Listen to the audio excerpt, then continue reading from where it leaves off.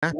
Ang may-ari ng venue na Purong sulog. pagdarausan ng Maisog Rally sa Bustos, Bulacan dahil sa bantang malalagay sa alanganin ang kanilang mga pag-aari.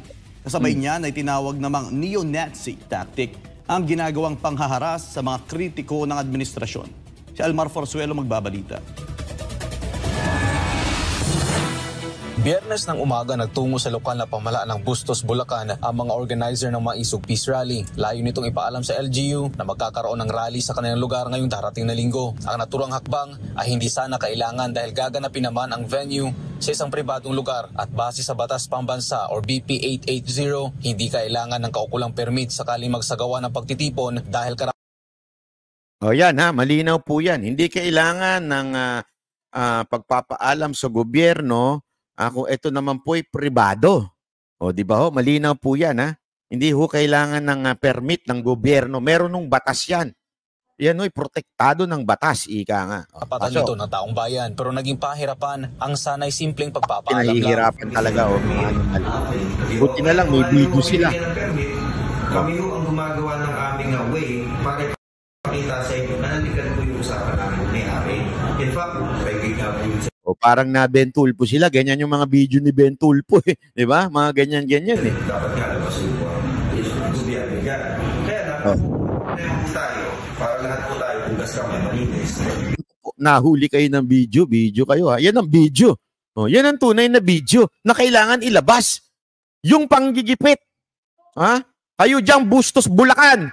Porkit napanood daw ninyo yung balita na ginigipit sila, mas lalo nyo pang ginipit. Sino ba mayor diyang animal na yan? Bustos, Bulacan. Tingnan nga natin. Ha? Etong Bustos, Bulacan na to, sino mayor dyan? Bustos, Bulacan. Ano ba, ha? Kayo ba ay mga diktador na ba kayo? Bakit kayo ganyan, ha? O, tingnan natin kung sino mayor diyang animal na yan, ha? O, Bustos, Bulacan. Eto ba ito? Oo. Ito, etong si, ewan ko, mayor, eto kasi sa ngayon, ito sa Facebook eh.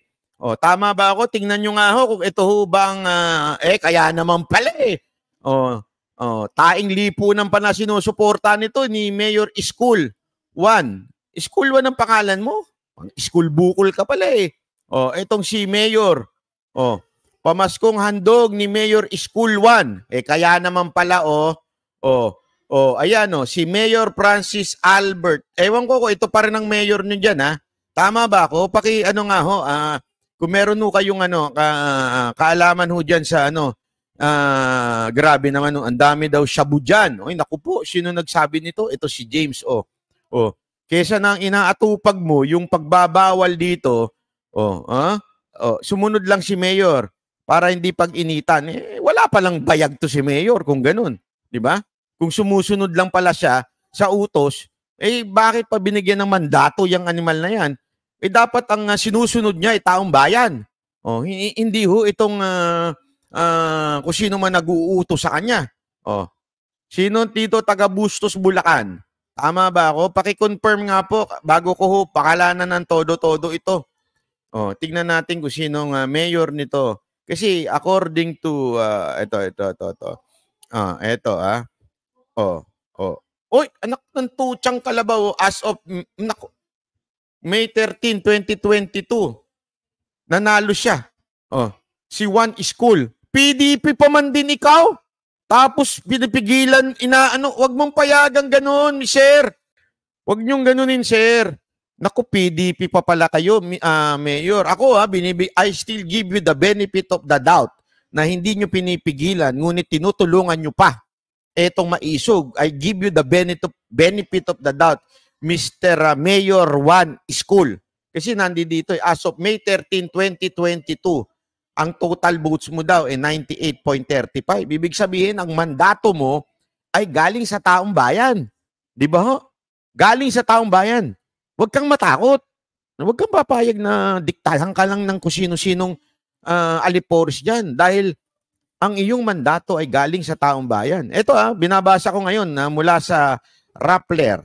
Okay, balita ng Rappler. Total election result process as of May 13, 2022, 98.35. So meaning talagang ikaw ang panalo. Kasi mabihira, 98.35%. Walang kakang kalaban. Abay, pambihira. Bakit ka kaya walang kalaban?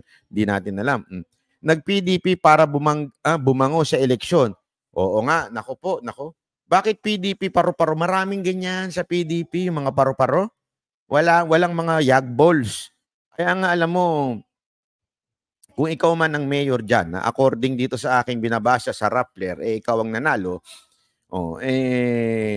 Mayor 1 School, wag ka hong mawala ng bayag. Wag ka hong mawala ng bayag kung ikaw man iniipit ng gobyerno ngayon, ng national government. Hala, mahinang nila lang mayor ng Bustos Bulacan. Okay lang sa inyo yan, Bustos Bulacan. Ako, may ganyan-ganyan patuloy yung iba nating kababayan, no, di ba? Nagagalit din. Sabi nila, ganyan ka na lang ba? Talagang mahina kang nilalang. Nako, mahirap yung mga ganyan-ganyan na nako po. Kaya, Mayor, pakiayos yan. Bigyan nyo na lang po kami na explanation. Bakit po nahihirapan kami kumuha ng permit? Kasi mali na po sa sinasaad, sir, ng BP80 na hindi naman talaga namin kailangan ng permit. Nagugat ang lahat ng ito matapos na ibalita ng SMNI News itong Miyerkules, April 24, 2024, ang ginawang pressco ng TAPS Coalition. Sinabi kasi doon ng grupo na matutuloy na ang Maisog Peace Rally sa Central Luzon at ito'y gaganapin sa bayan ng Bustos, Bulacan. Ayon kay Verdel de los Santos, Regional Organizer ng TAPS Coalition, Central Luzon, na tinawagan umano ng mga taga- Sabi nitong isa, di po yan PDP laban. Kasi wala sa listahan. Sabi nitong isa, kaya lang kasi nakikita ko ngayon dito sa report, di ko lang kasi alam kung paano ipakita ito eh. Nakikita ko ngayon sa report, PDP laban nakalagay ang naglagay Rappler. So, hindi ko alam kung totoo to, pero alam mo naman, minsan ng Rappler, kaduda-duda din talaga. Pero nakalagay po dito PDP. Baka paro-paro G lang, lumipat lang nung di ba? Baka lumipat lang. Diba? Hindi natin alam. So, kaya ituloy muna natin tong balita. Pasok. Malacanang ang may-ari ng venue at pinagbantaan. Kasi may pressure na naman. Add-on, may tumawag dun sa may-ari kinabukasan. At ang sabi, pinipigilan pa rin. At ang nakakalungkot, may pressure na sige po itutuloy nyo. Baka balingan yung properties nila. Bagay na kinumpirma ng may-ari ng venue. Kasi po, ang nangyari, ganito. Parang tinatakot nila kami. Sabi niya, pag pinayagan nyo yan, alam nyo yung nangyayari sa mga property. Kasi may mga negosyo kami rito. Sabi ko, Sino nagsabi doon? sila. Malacanang. Yung nagpakilalang Malacanang. Sabi ko, gusto ordinaryong tao lang naman kami. Parang pinukwento. Yung tumawag at saka yung pumunta mga lalaki. Palagay ko na isa. Para naman Grabe yung talagang pumunta dito. 'Di ba kasi 'di ba napabalita na may pumuntan naka-SUV at binabantaan yung may-ari ng lugar.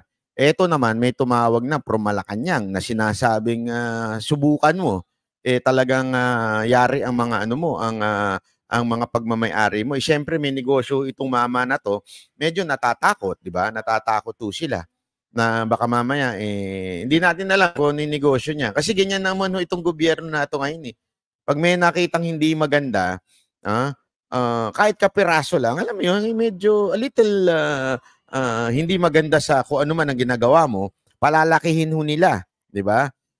Palalakihin nila, exad nila, o kung wari, patay na yung, wari, di maganda na nagkakaso ka nun. Halimbawa lang, katulad kay Mamba, tsaka kay Ubahib, di ba?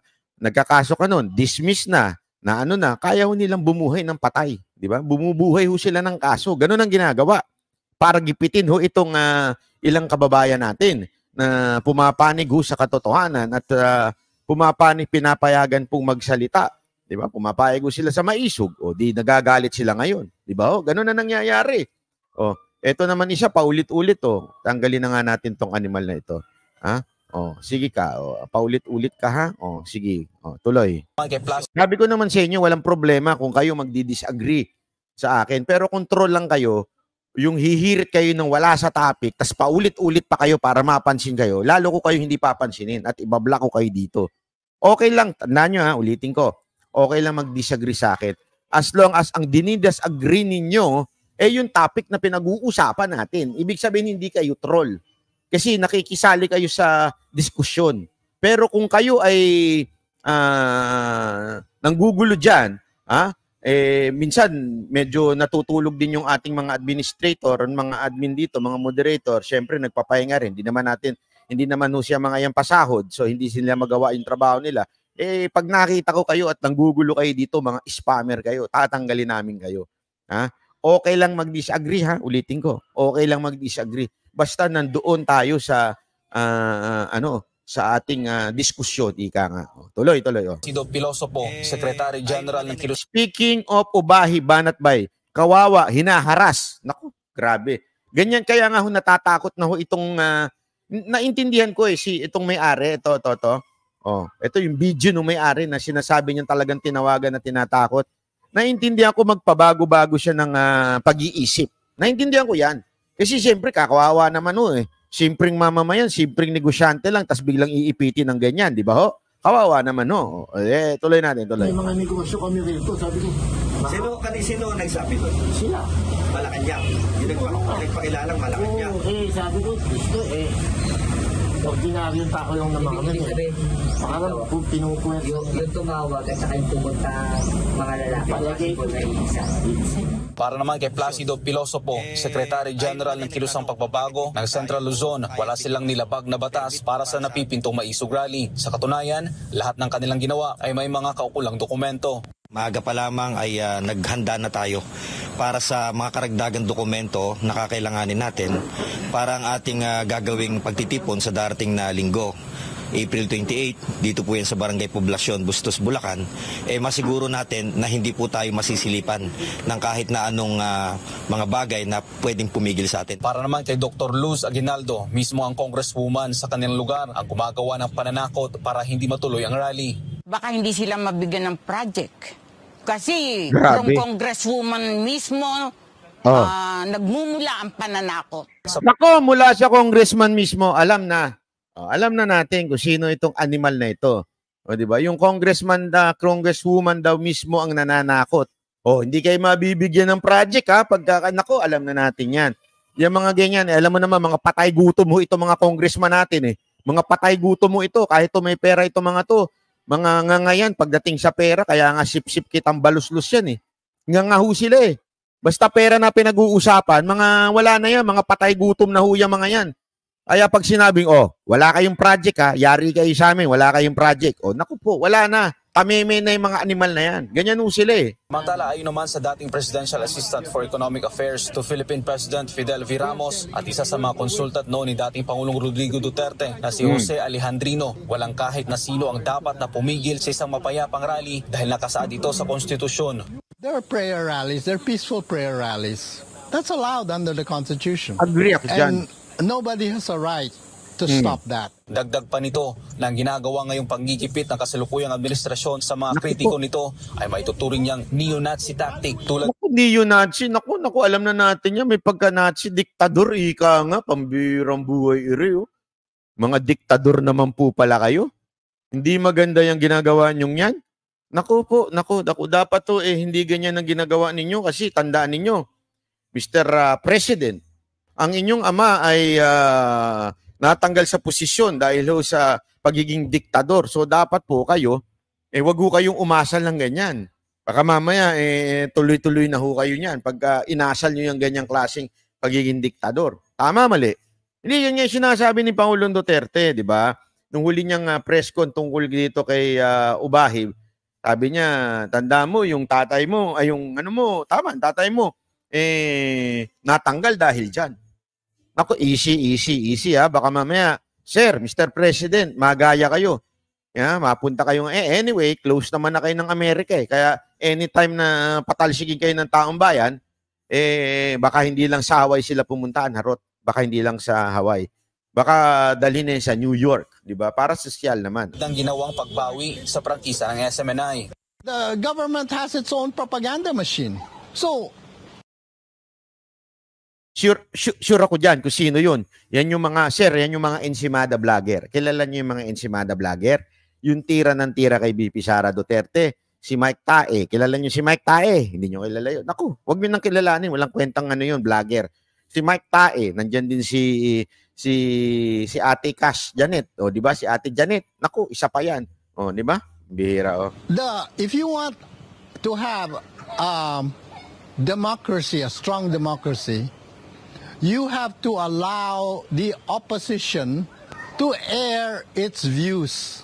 Now, the moment you start cracking down on the platforms of the opposition, you are actually resorting to what I call neo-Nazi tactics.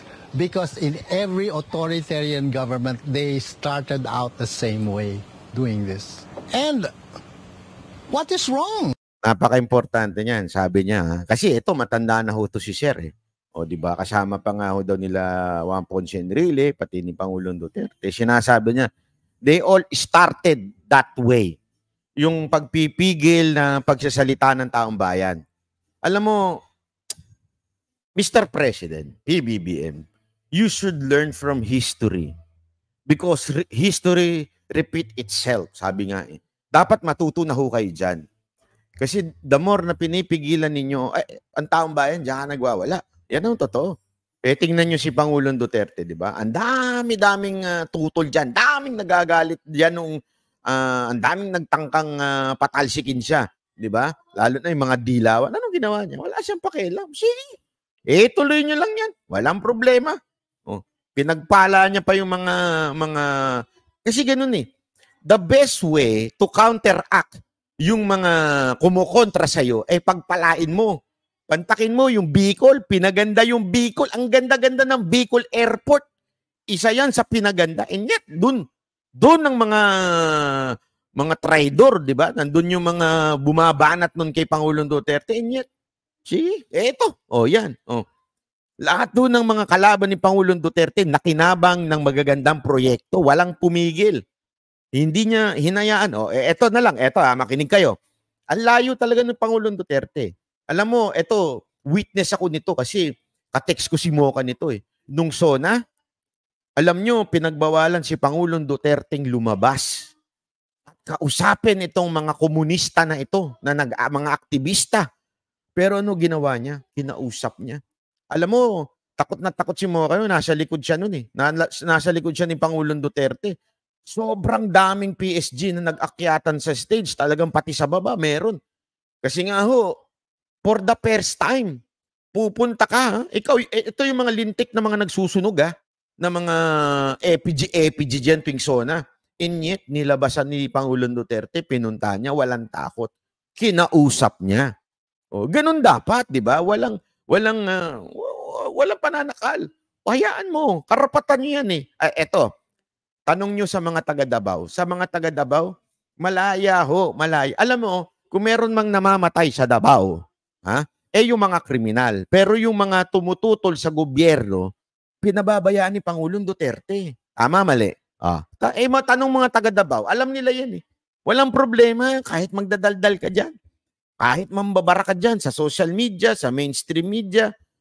Kasi may mga reporter na ganyan eh. Alam mo naman, eto alam mo yung mga katulad ng mga Ensimada vloggers ngayon?